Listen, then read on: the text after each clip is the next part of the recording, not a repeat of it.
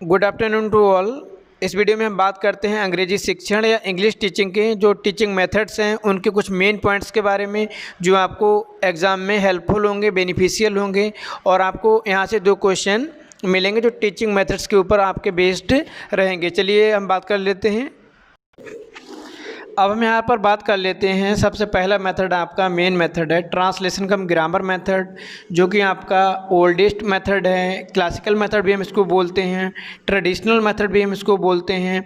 और grammar cum translation method में क्या होता है, बालक को जो अंग्रेजी हम सिखाते हैं या टारगेट लैंग्वेज हम सिखाते हैं वो अंग्रेजी भाषा के साथ साथ में जो उसकी मदर टंग होती है, जो रीजनल लैंग्वेज होती है, उसका हम यूज़ करते हैं जिससे कि बच्चे को अंग्रेजी भाषा या फॉरेन लैंग्वेज समझने में कोई प्रॉब्लम ना हो। ठीक है। और ये बल्क इस पर देता है जो आपका ट्रांसलेशन कम ग्रामर मेथड होता है, ये स्ट्रेस ऑन एक्यूरेसी पर यहाँ पर एम्फेसिस करता है।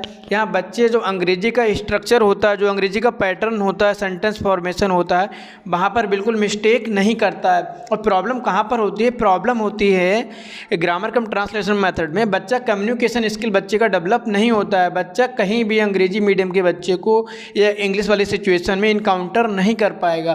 तो ये आपका मेजर ड्रॉबैक है क्या कि यहाँ पर केवल जो क्या बोलते हैं रीडिंग एबिलिटी पर तो थोड़ा फोकस किया जाता है, लेकिन स्पोकन एबिलिटी पर बिल्कुल ध्यान नहीं दिया जाता है। ग्रामर वाला पोर्शन बहुत स्ट्रॉन्ग रहता है, स्ट्रक्चर बहुत ज़्यादा स्ट्रॉन्ग रहता है, पैटर्न बहुत ज़्यादा स्ट्रॉन्ग रहता है, लेकिन वो जब कम्युनिकेटिव की हम बात करते हैं, कम्युनिकेशन की बात करते हैं, तो वहाँ प्रॉब्लम में रहता है। ठीक है। अगला मेथड है आपका डायरेक्ट मेथड। अब डायरेक्ट मेथड आपका जिसको हम बोलते हैं नेचुरल मेथड भी बोलते हैं, जिसकी उत्पत्ति हुई है, कहाँ डेवलप किया गया था, फ्रांस में 1901 में। अगर आपको फ्रांस का ऑप्शन नहीं मिलता है, जर्मनी दिया होता, तो हम वहाँ पर जर्मनी भी ऑप्ट कर देंगे, क्योंकि फ्रांस और जर्मनी के द्वारा है। अगर फ्रांस दिया है तो फ्रांस को ऑप्ट करेंगे, फ्रांस नहीं दिया है तो जर्मनी को ऑप्ट करेंगे। ओके, 1901 में दिया गया था। इसको हम नेचुरल मेथड भी कहते हैं, फोनेटिक मेथड भी कहते हैं। अब फोनेटिक क्या होता है आपका, साइंस ऑफ साउंड। जहाँ बोलने की बात आती है वहाँ फोनेटिक की बात हम करते हैं। Okay. Opposite grammar cum translation method, ये ग्रामर और ट्रांसलेशन मेथड के रिएक्शन में आया था। वहाँ पर प्रॉब्लम ये थी, बच्चे को अंग्रेजी सिखाई जाती थी, लेकिन बच्चा वहाँ पर जो अंग्रेजी के 4 आपके एस्पेक्ट हैं, रीडिंग, स्पीकिंग, लिसनिंग, राइटिंग, तो उनकी फुलफिल नहीं हो रहे थे।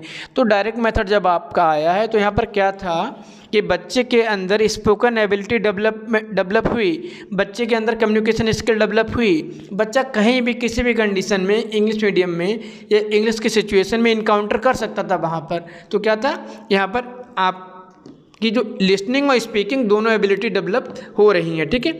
यहाँ पर फ्लुएंसी की गारंटी दी जा रही है कि यहाँ पर जो आपकी टारगेट लैंग्वेज है अंग्रेजी की हम बात करते हो, तो यहाँ पर बच्चा फ्लुएंसली अंग्रेजी को बोल पाएगा, कोई प्रॉब्लम उसको नहीं होगी, कोई हेजिटेशन नहीं होगा और उसका कॉन्सेप्ट एक नेचुरल वे में क्लियर होगा। अगला है आपका doctor Best new method. Doctor Best का new method doctor Michael Best के द्वारा दिया गया है, आपका director of education in Bengal, जो कि बंगाल के आपके शिक्षा के निदेशक थे। ठीक है। जो कि जब बंगाल भारत से विभाजित नहीं हुआ था उस समय की बात है। रिएक्शन ऑफ डायरेक्ट मेथड, ये डायरेक्ट मेथड के रिएक्शन में आया। कुछ कमियाँ थी डायरेक्ट मेथड में, वहाँ पर बच्चों कोई रीडिंग एबिलिटी पर बिल्कुल ध्यान नहीं दिया जाता था, वहाँ स्पोकन एबिलिटी पर ही ध्यान दिया जाता था। तो यहाँ पर जो डॉक्टर बेस्ट का न्यू मेथड है, इसको हम रीडिंग मेथड भी कहते हैं। यहाँ पर मेन जो एम्फेसिस है, स्ट्रेस है, वो रीडिंग एबिलिटी पर दिया जाता है। रीडिंग एबिलिटी में साइलेंट रीडिंग और लाउड रीडिंग दोनों को इन्होंने इंक्लूड किया है। ओके।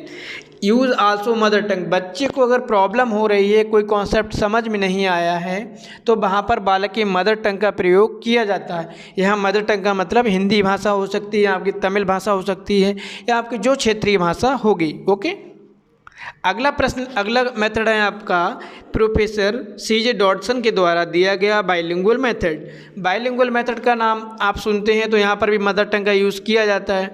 सबसे पहले आपके मन में विचार आएगा ग्रामर कम ट्रांसलेशन मेथड और आपका बाइलिंगुअल मेथड, दोनों में डिफरेंस क्या है। दोनों डिफरेंस ये हैं, जो ग्रामर कम ट्रांसलेशन मेथड था वहाँ पर एक एक वर्ड को डिफाइन किया जाता था, एक एक वर्ड की बच्चे को मीनिंग बताई जाती थी। बाइलिंगुअल मेथड में पूरे हम एक सेंटेंस को पढ़ते हैं, उसका मीनिंग बताते हैं एक लाइन में, उसके बाद फिर से हम उस सेंटेंस को पढ़ते हैं अंग्रेजी में, ठीक है, या इंग्लिश में। तो इसको सैंडविच मेथड भी कहते हैं। पहली लेयर इंग्लिश की, दूसरी लेयर आपकी मदर टंग, तीसरी लेयर फिर इंग्लिश की। तो यहाँ पर हम बच्चों को एक एक वर्ड नहीं बताते, पूरे सेंटेंस का मीनिंग अर्थ बताते हैं, तो यहाँ पर मदर टंग का यूज़ होता है। ओके, मदर टंग और टारगेट लैंग्वेज जो अंग्रेजी भाषा है दोनों का प्रयोग होता है। अगला, ये आपका ग्रामर और डायरेक्ट मेथड दोनों का मिक्सचर है, यहाँ दोनों का समावेशन है। ठीक है, अगला है आपका ऑडियो लिंगुअल मेथड।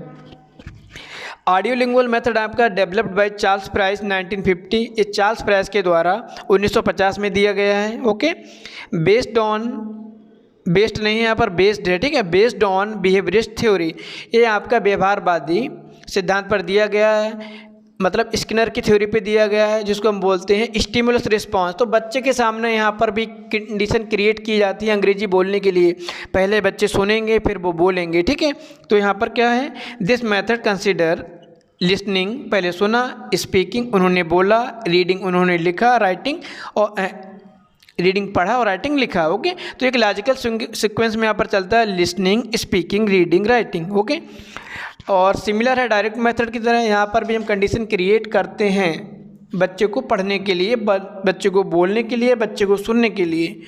अगला है इस मेथड में क्या, ये ड्रिलिंग कराता है, जैसे आपने कोई वर्ड बोला तो उसको बार बार रिपीट कराएंगे, जिससे कि बच्चे की कम्युनिकेशन स्किल वहाँ पर डेवलप हो जाए। ओके, अब कुछ क्वेश्चंस हैं आपके जो प्रीवियस आपके आए हैं, उनकी हम बात कर लेते हैं बहुत जल्दी से। Direct method is also known as direct method is also known as natural method. Okay, अगला प्रश्न है आपका grammar translation method stress on accuracy.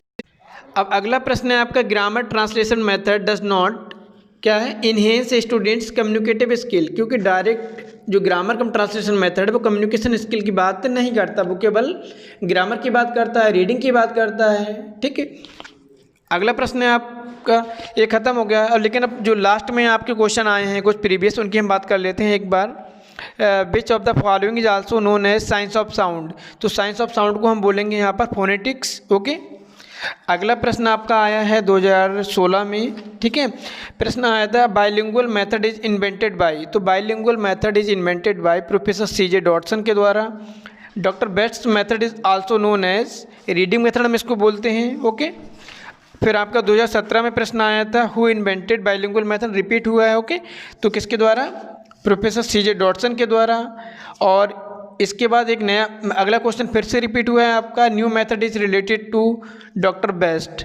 ठीक है, तो अब यहाँ पर कुछ अगर चीज़ें छोटी हैं वो डिस्क्रिप्शन बॉक्स में आपको डाल दी जाएंगी जो कि इंपॉर्टेंट रहेंगे, तो उनको आप लोग एक बार देख लेंगे।